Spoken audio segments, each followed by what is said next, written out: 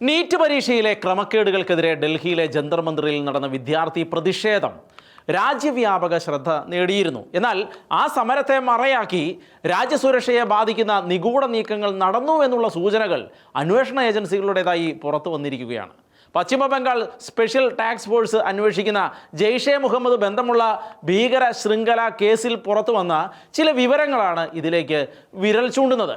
കേസിലെ പ്രധാന പ്രതിയായ മുഹമ്മദ് ഹമീം മൊണ്ടാലിനെ ചോദ്യം ചെയ്തതിൻ്റെ അടിസ്ഥാനത്തിലാണ് CJP പ്രതിഷേധത്തിനിടെ പോലീസ് യൂണിഫോമിൽ നുഴഞ്ഞു കയറി സംഘർഷം സൃഷ്ടിക്കാനും VIP-കളുടെയും രാഷ്ട്രീയ നേതാക്കളുടെയും സുരക്ഷാ വിവരങ്ങൾ ശേഖരിക്കാനുമുള്ള ശ്രമങ്ങൾ നടന്നതായി അന്വേഷണ ഏജൻസികൾക്ക് സൂചന ലഭിച്ചത്.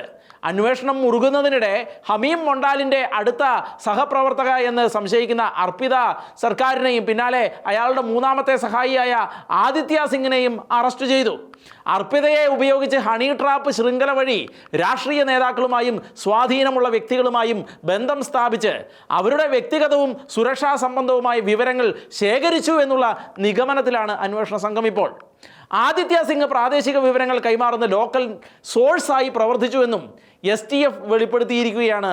ഇപ്പോൾ അന്വേഷണത്തിലെ മറ്റൊരു നിർണായകമായ കണ്ടെത്തൽ ഇവർ അവലംബിച്ച ആശയവിനിമയ രീതികളാണ്. ഇൻസ്റ്റഗ്രാം, വാട്സപ്പ്, ടെലഗ്രാം എന്നിവയിൽ തുടങ്ങി പിന്നീട് കേന്ദ്ര സർക്കാർ നിരോധിച്ച എലമെന്റ് X എന്ന എൻക്രിപ്റ്റഡ് ആപ്പിലേക്കും പിന്നെ സെഷൻ എന്ന സുരക്ഷിത മെസ്സേജിംഗ് പ്ലാറ്റ്ഫോമിലേക്കുമായിരുന്നു ആശയവിനിമയം മാറ്റിയത്. പണമിടപാടുകൾക്കും ആളുകളെ ഏകോപിപ്പിക്കുന്നതുമായി IMN10, ഹവിസ് ദ ജോഷ് തുടങ്ങിയ രഹസ്യ കോഡ് വാക്കുകളും ഉപയോഗിച്ചിരുന്നതായും അന്വേഷണത്തിൽ വ്യക്തമായിട്ടുണ്ട്. പാകിസ്ഥാൻ ISI പിന്തുണയുള്ളതായി സംശയിക്കുന്ന ഷെഹ്സാദ് ഭാട്ടി ഗാംഗുമായും ഇവരുടെ ബന്ധം പരിശോധിച്ചു വരികയാണ്.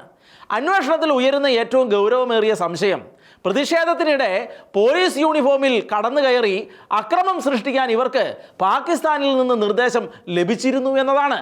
അതോടൊപ്പം പശ്ചിമ ബംഗാളിലെ പ്രമുഖ രാഷ്ട്രീയ നേതാക്കളുടെയും മുതിർന്ന ഉദ്യോഗസ്ഥരുടെയും സുരക്ഷാ വിവരങ്ങൾ ശേഖരിക്കാനുള്ള ശ്രമങ്ങളും നടന്നു.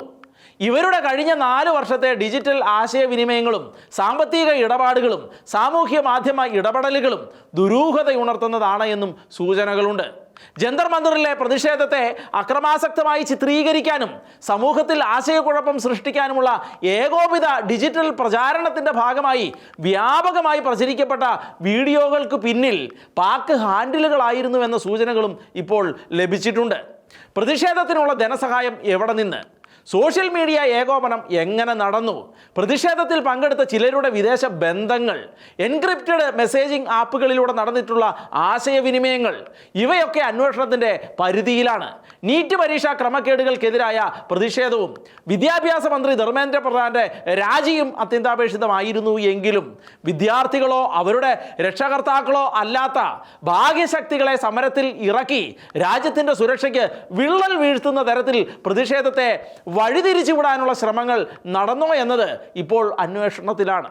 അന്വേഷണ ഏജൻസികൾക്ക് അന്തിമ നിഗമനത്തിലെത്താൻ തുടർ അന്വേഷണവും കോടതിയിൽ സമർപ്പിക്കപ്പെടുന്ന തെളിവുകളും അതിന്മേലുള്ള കോടതിയുടെ തീരുമാനങ്ങളും നിർണായകമാകും.